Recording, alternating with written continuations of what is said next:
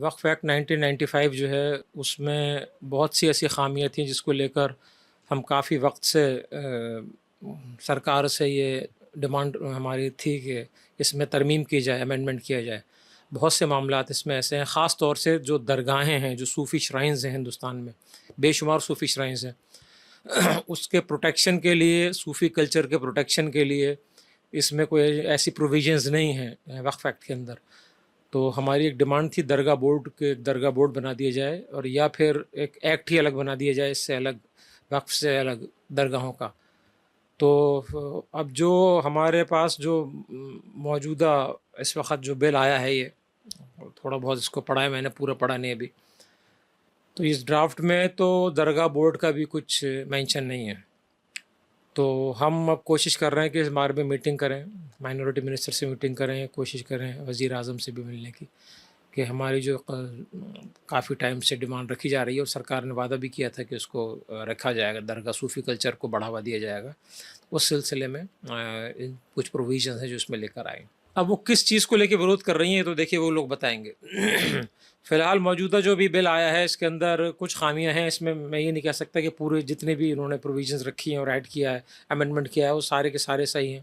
کچھ ٹیکنیکل چیزیں اس میں ایسی ہیں کہ جس کے اوپر دوبارہ غور و فکر کرنے کی ضرورت ہے، کیونکہ اس سے ایسا نہ ہو کہ آگے جا کے ہم نہیں چاہتے کہ ہم ٹرانسپیرنسی ہم خود چاہتے ہیں، اور سرکار بھی یہ چاہتی ہے کہ ٹرانسپیرنسی رہے وقت کے معاملات میں، کیونکہ دیکھیے ہر جتنے بھی اسٹیٹ وقف بورڈز ہیں وہاں جا کے دیکھ لیں، ابھی حالت یہ ہے کہ ہزاروں کی تعداد میں مقدموں کے اندر گھرے ہوئے ہیں، جو درگاہیں ہیں ان کے مقدمے چل رہے ہیں، جو قبرستان ہیں ان کے مقدمے چل رہے ہیں، جو دوسری وقف کی جائیدادیں ہیں ان کے مقدمے چل رہے ہیں۔ تو یہ اس میں ٹرانسپیرنسی لانے کی ضرورت ہے۔ اب جو ابھی سننے میں آیا ہے کہ شاید اس بل کے اندر جو وقف بائی یوزر ہے اس کو سرکار ختم کرے گی، تو اس کے لیے کیا پروویژنز لے کر آئے گی؟ وقف بائی یوزر تو وہ ہے کہ جو بہت قدیم وقف چلے آ رہے ہیں، کئی 100 سال پرانے وقف، ان کا کیا ہوگا آگے جا کے؟ تو کچھ کلیریفیکیشن ہم بھی مانگتے ہیں سرکار سے، اور ہمیں امید ہے کہ انشاءاللہ ایک ٹرانسپیرنٹ ایک امینڈمنٹ سامنے آئے گا اور ٹرانسپیرنسی ہوگی اس میں۔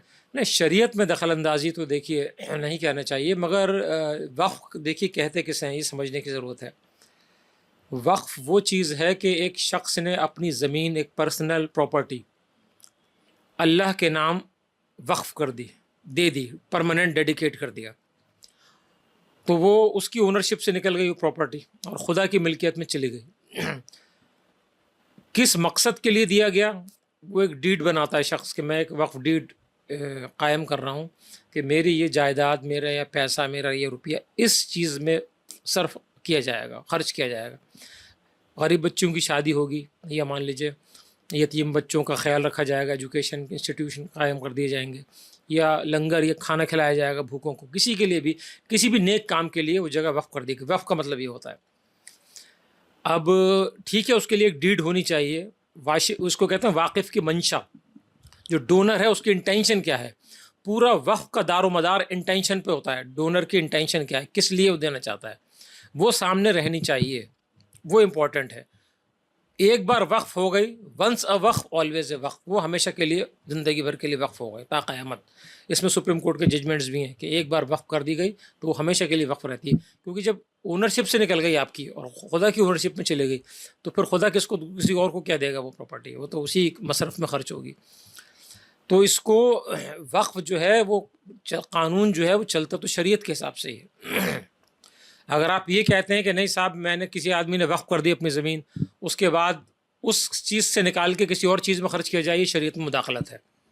تو اس کو یہ دیکھنا پڑے گا۔ مجھے نہیں لگتا کہ اس کے اندر کوئی ایسی پروویژنز ہے کہ اس میں سے وقف پراپرٹی ہٹا کے پھر کسی دوسرے مقصد میں خرچ کی جائے۔ ایک بار وقف کر دی گئی تو ہمیشہ وقف رہے گی۔ ہماری امید یہ ہے، سرکار سے ہماری پہلے بھی باتیں ہوئیں، انہوں نے ہم کو آشواسن دلایا تھا کہ دیکھیے ہم ٹرانسپیرنسی چاہیں گے، وقف کی جو پراپرٹیز ہیں ان کی حفاظت کے لیے بل لایا جا رہا ہے، تو ایسا ہے تو ہم خیر مقدم کریں گے اس کا بالکل۔ اس میں اگر کچھ خامیاں ہیں جو ہم کو ابھی نظر آئیں، فی الحال ٹیکنیکل کچھ باتیں ہیں، اس کے بارے میں سرکار سے بات کی جائے گی۔ اگر یہ کیا اس کا آگے کیا ہوتا ہے، سلیکٹ جو بھی اس کا پروسیجر ہے، سلیکٹ کمیٹی میں جائے گا، یہ کچھ سجیشنز لے گی سرکار، تو ہم اس کو سجیشنز دیں گے۔ سب سے پہلے تو ہمارا درگاہ بورڈ کا ہے، ڈیمانڈ ہماری کہ درگاہ بورڈ صوفی کلچر کی حفاظت کی جائے ہندوستان کے، کیونکہ صوفیوں کی درگاہیں ایسی درگاہیں ہیں جہاں ہر قوم ہر مذہب کا آدمی آتا ہے، شردھا کے ساتھ آتا ہے. اس کلچر کی حفاظت بہت ضروری ہے، اور وقف کی جو پراپرٹیز ہیں بے شمار، ان کی حفاظت کے لیے جو بھی بہتر سے بہتر پروویژنز ہوں گی اس کا ہم سجیشن دیں گے.